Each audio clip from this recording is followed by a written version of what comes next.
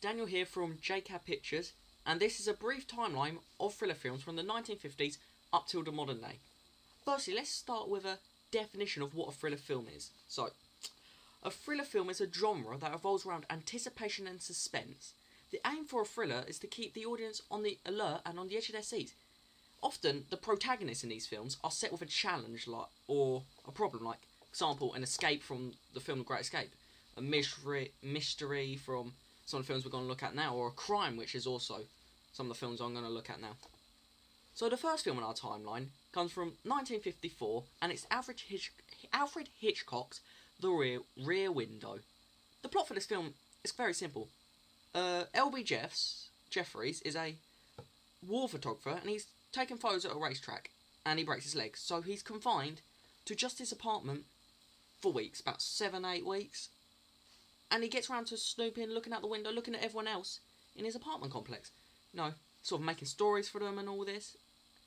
And then the Forwalls, people across, he's convinced that Mr. Forward has murdered his wife. And then he's trying to convince everyone that he has. And that's the plot of the film. So straight away from this plot synopsis, you can tell that this is a thriller because it involves a mystery and a possible crime of murder, which is very common. So let's just get into some more conventions possibly. This film is set quite ingeniously done in just his apartment is where it's mostly set, and it's a lot of long shots when people go over when he's looking at the other apartments, keeping the idea of like he's trapped and confined, which adds to the suspense and anticipation for the audience, which also aids the fact it's a thriller film. The characters in this film, well, the protagonists are L.B. Jeffs, a male middle-aged war photographer, Lisa Vermont, who is a very wealthy and intelligent high-class woman, which I feel like, even though it was the 50s and women still had rights, I feel like it still wasn't as common back then for women to be this powerful, which something else. Then a detective, Doyle, who, well, as I said before, crime. Usually, I believe, in most thriller films, there's going to be some sort of policeman or detective or something. So this just lives up to that convention. And then the antagonist is Mr. Forward, who's just a regular man.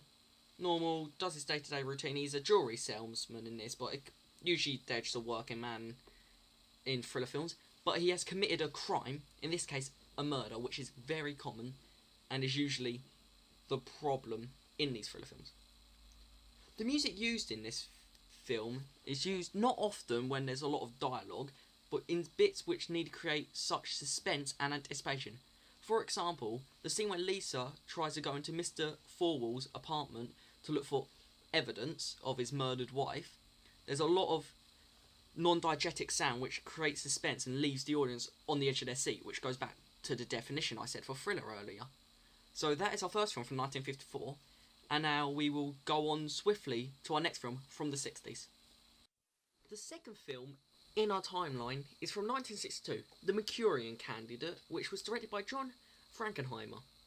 And this film falls into a subcategory of thriller films called political thrillers, which, from the title, you can guess what they are pretty much. So you can kind of guess what this film is going to be.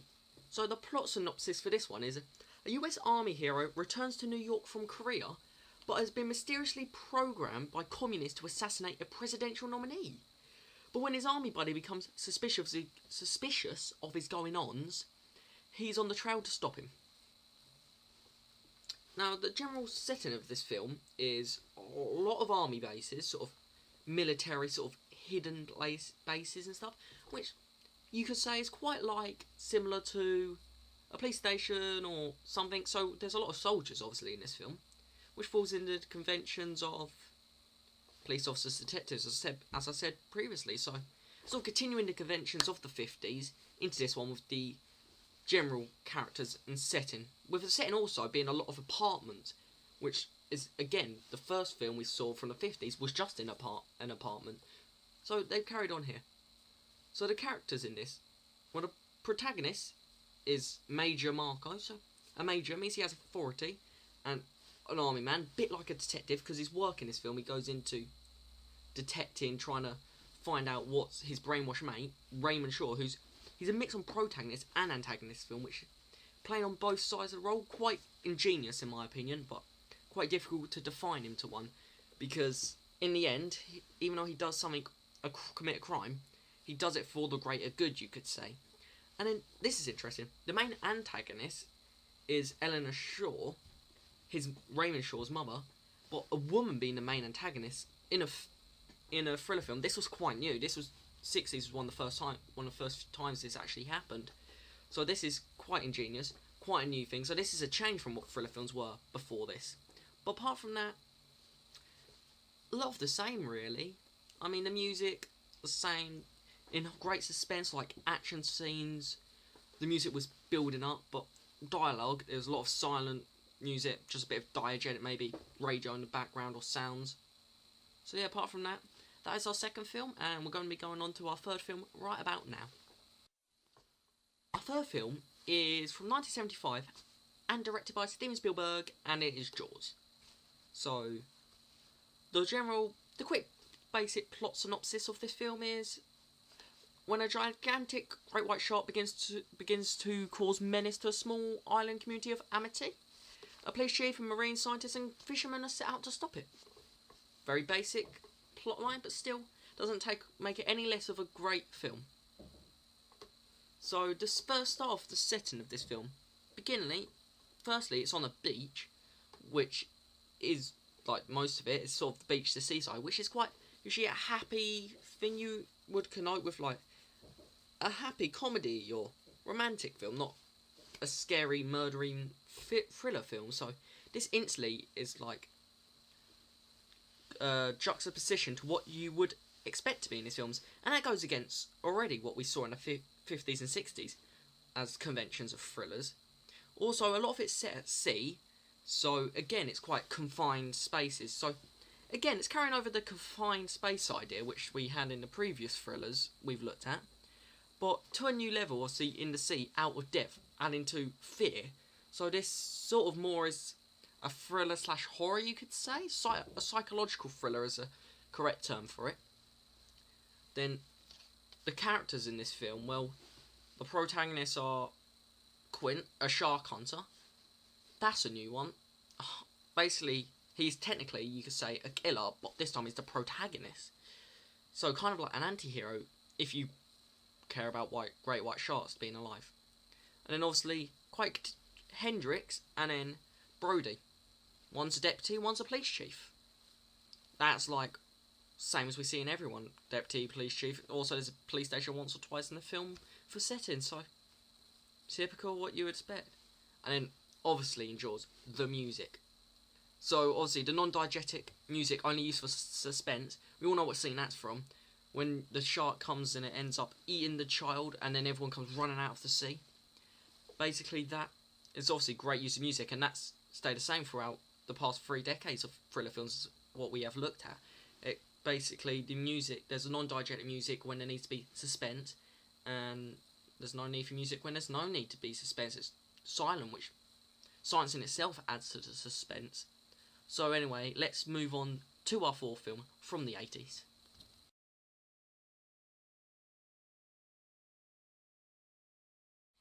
And the fourth film we're going to be looking at is from 1980, directed by Stanley Kubrick, a great director, and it is The Shining. Now, some people could say this is a horror, and could argue for that, but I believe, by looking at the definition I gave for a thriller, I class this as a psychological thriller. Obviously, it's based on a Stephen King novel, so they're always going to be scary, but anyway. So let's quickly go in with the plot synopsis I've written down. A family heads to an isolated hotel for the winter, where an evil and spiritual presence influences the father into violence when his psychic son sees horrific forebodings from the past and the future. Basically, his son's psychic and can see the future and the past and see stuff which happens, and the dad goes crazy. Yeah, essentially, that's it.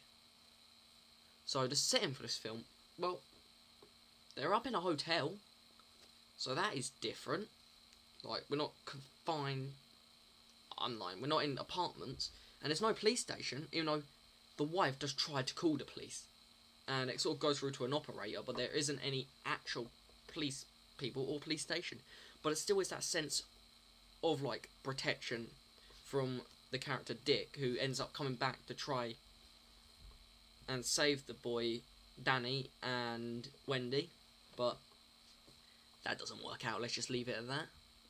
But yeah, it's still confined because they're just in the hotel, and the setting ends up getting quite extravagant due to the hallucinations from Jack in the film. So obviously, as I've been saying, the two main protagonists, Wendy, the wife, Danny, the son, main protagonist, I would say, the psychic. And then Dick's a protagonist who comes back to try help, who's also another psychic. And then the antagonist in this is Jack. He starts off as the protagonist, but as he gets more and more mentally insane, he ends up becoming the antagonist and trying to kill his family. So the music, where we start there is the iconic music as when they're driving up to it, and then apart from that, music same as it has been in the previous years. Not used often, but when it is used, it is obviously used to create the suspense and rise the suspense, anticipation, keep you on the edge of your seat. So yeah, this is, apart from it being a horror, this is generally pretty similar. Nothing's really changed from the 70s to the 80s between these thriller films. So let's go on to our fifth film from the 90s. The fifth film in our timeline is coming to us from 1995, so they're bang in the 90s. Yay! Anyway, it is Seven, directed by David Fincher. And if you haven't seen this film, I recommend seeing it. It's awesome. And the plot for this one is basically two detectives, a rookie and a veteran, hunt a serial killer who uses the 7 deadly sins as his motive to kill. So, start off with the setting. Well, as you heard already, detectives. Back to the conventions, the norms. And the setting isn't much different. A lot of eerie death scenes, but also a lot of time in the prison, in the police station, in the detective office. So, sticking to those raw conventions of the thrillers, which I've acknowledged so far. And then the characters, well, the two protagonists are detectives. Somerset, who's Morgan Freeman's character. Mills, who is Brad Pitt's character. Detectives, pretty much. And then the antagonist, once again, takes you back to what I said in the 50s from a Rear Window. It's John Doe. He's an ordinary man, but has committed a crime, which is a murder, which makes him crazy. An antagonist. Not much more to say than that, really. Obviously, the music, same as always, like, quite quiet when intense dialogue's happen, but when there's suspense and anticipation and action, for example, the shooting scene when they come to John Doe's apartment and the chase, intense music in the background there to complement the action on screen to make the audience feel on the edge of their seats, and also the build up of music at the very end to, edge of your seat, what's going to happen next.